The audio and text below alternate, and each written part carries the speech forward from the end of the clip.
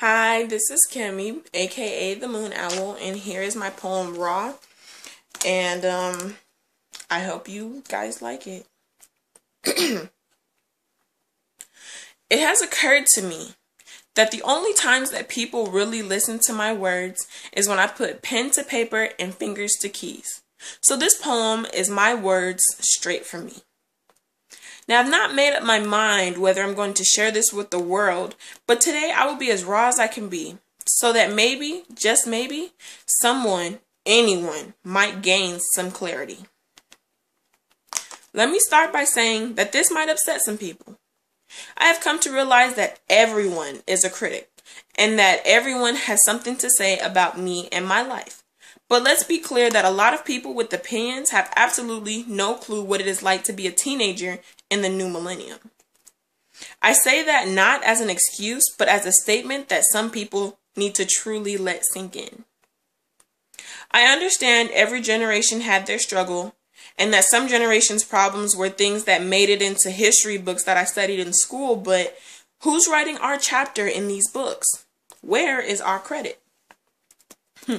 Okay, let me just say this. If you're thinking that our generation deserves no credit, let me help you understand that we are innovators. We create, but because there are very few people that are nurturing that within us, we are innovating the wrong things. But like I said, everyone has an opinion. I am not saying that we are perfect and that we don't have our faults, but has anyone considered the fact that the things that you hate the most about our generation stemmed from previous generations? Now that's a topic, but let me not get sidetracked here. In my 18, soon to be 19 years of life, I have experienced quite a few things, and contrary to popular belief, I have had some very real, very painful life experiences. The sad thing is that adults and my peers alike have fixed their mouths to say otherwise. It is a difficult concept to understand because I cannot recall a time in my life where I've ever done that to someone, and if I have, I apologize because that is something that hurts me to my core. Fact. Most of you do not know that I'm very empathetic. Some might call it emotional, but I hold other people's emotions within myself, which I pour into my writing and into my prayers, because fact number 2 is the fact that I am the only teenage intercessory prayer at Mount Pleasant Church. And I say that not to be praised for it, but so that you can understand that God gave me a gift and a heart to pray for others.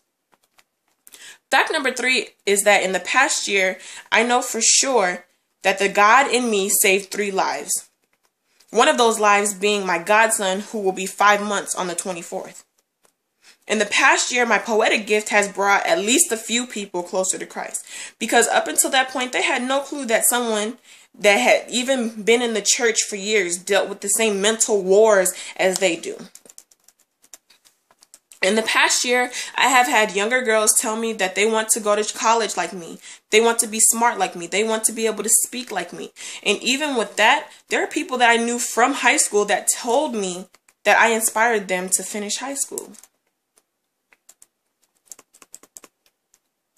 In the past year, my best friend of 5 years was murdered just 1 week after me getting a phone call that he was tired of all the things that was weighing on him, tired of being judged, and tired of having his past thrown back in his face as if he was not a better person.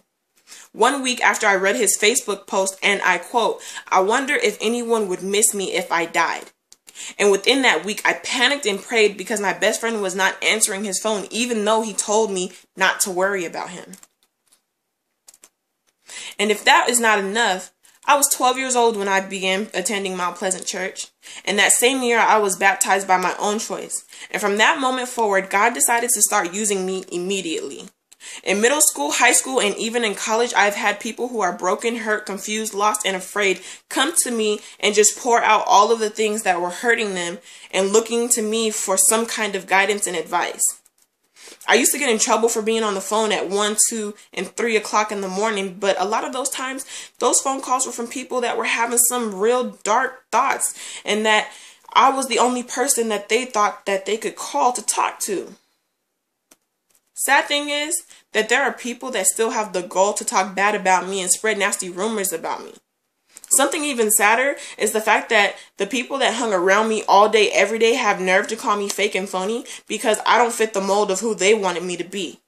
Not realizing that I was the one that they called on when they were hurt. And I was there with open ears and arms.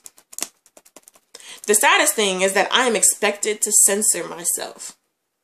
People my age are fighting, cussing, posting nudes, disrespecting their families and themselves with posting pictures of alcohol and weed. And you people want me to censor myself for telling it like it is.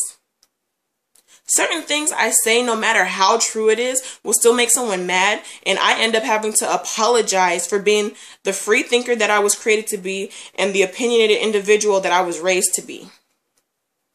No one gets anywhere being afraid. But people are asking me to be afraid every time I write, because if I write something that you don't want to hear about yourself, then it's my fault. Well, let me ask you, how many people's lives have you been an influence in without having to tell them things they don't want to hear? God did not give powerful gifts to the agreeable. He gave them to the ones who were bold enough not to be afraid of stepping on a few toes. So please, wear your steel-toed boots when you are dealing with me.